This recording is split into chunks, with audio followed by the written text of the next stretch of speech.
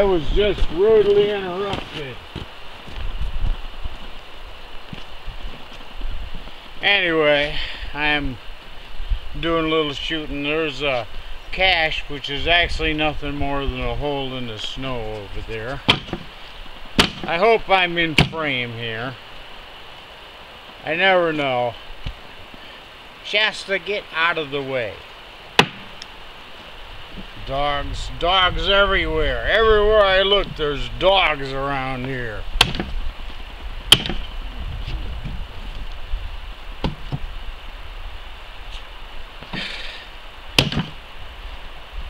They'll make short work of the bones, though.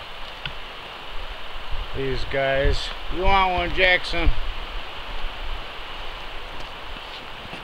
They're out of the frame. You can't see them, but there's 1, 2, 3, 4 dogs, 5 dogs out here. I tell you what, we got too many dogs.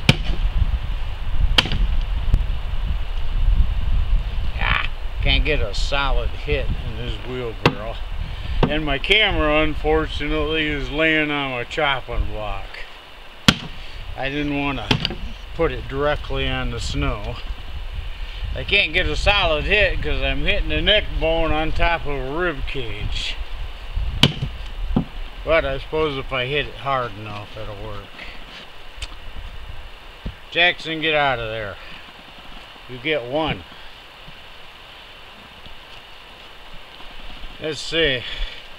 This is the big pelvis.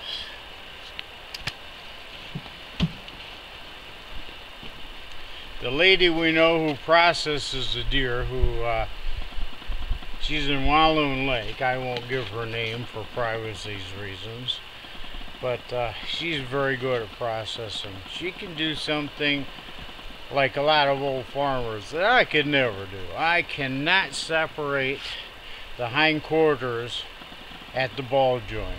I have to chop them in half. Never could do that. It's been half a century and I never could do that. I just don't have the, well, these things are paws, and it takes a fine touch to do that. And it looks like my gloves are pretty much falling apart too. Oh well. I go through about 2 pairs of gloves a year. Doesn't matter what they're made out of. The leather gloves, I wear them out too. Doesn't matter.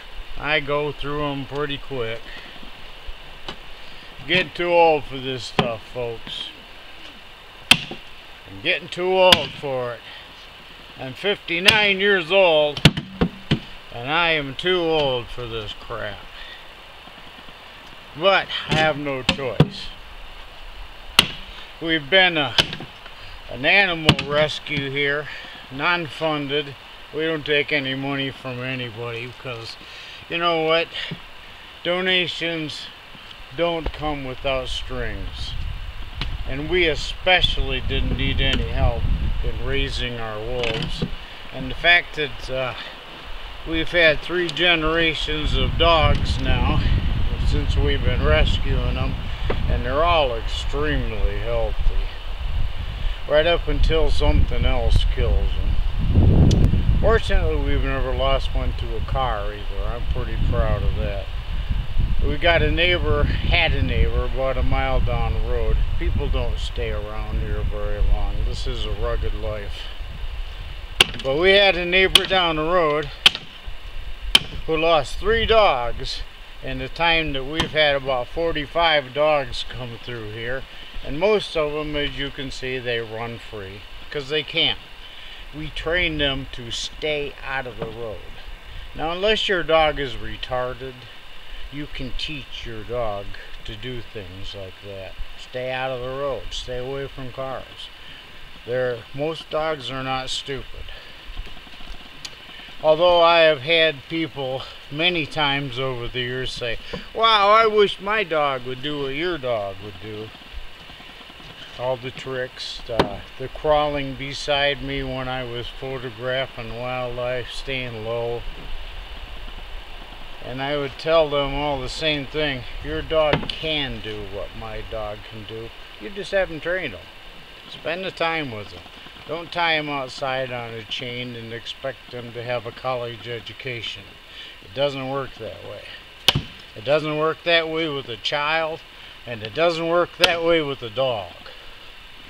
Train your dog. Teach them. They're willing to learn. Most dogs are quite willing to learn what you have to teach them. In fact, some of them are actually eager. We have the worst ones. These Siberians are the hardest headed dogs I've ever seen. And the fightingest. They really do like to fight. They're completely harmless to people. That's in their genes. They're harmless to people, but boy, do they fight with each other. And they will kill each other. A lot of folks want a Siberian because they're such a beautiful dog, and they are. They're such pretty dogs. They have such good dispositions as pets, but they need to be free. Jack, will you get out of the way? Silly dog. There's a carcass over there under the camera, and he seems to be quite interested in it. Oh, this is a terrible place to chop. I wish my camera wasn't sitting on my solid chopping block. But fortunately, I have a very sharp axe. Don't let the apparent white trash image of this axe fool you. It's very sharp. This thing has been with me forever. This is the axe, one of the axes I used when I was building the log cabin that I wrote about in the book of that name. I'm not sentimental. You can tell by the edge. It's been sharpened many times. I'm not very sentimental about very many things, but things that have been used hard and served well, I'm a little touchy-feely about them, and this axe happens to be one of them. Well, this is not a good time to video. I'm doing this by myself, videotaping and chopping the meat, and I need that chopping block that the camera is sitting on too. So I'm going to sign off. This is Len McDougall, the author of Practical Outdoor Survival, Editions 1 and 2, The Complete Tracker, Editions 1 and 2, Tracking and Rating Sign, The Log Cabin, The Tracker's Handbook, etc. Oh, and The Mackinac Incident, my first novel so far. Try reading that, folks. I think you'll enjoy it. I think it's a pretty good read. This is Len McDougall in the frozen Northland, where we've had between 10 and 11 feet of snow. I'm not exactly sure down to the precise inch, but we're between 10 and 11 feet of snowfall so far this year. There's 2 feet of hard pack on the ground, and that stuff is just bent very hard. I buried my beloved Moki last week. And after 13 years with her, my companion, and digging the grave, I did it alone, but it took 2 men and a boy to do it. I almost killed myself doing it. Boy, do I know I'm almost 60 years old.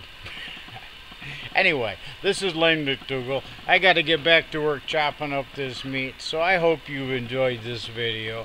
I always enjoy making the video. And I hope you folks get a little entertainment out of them.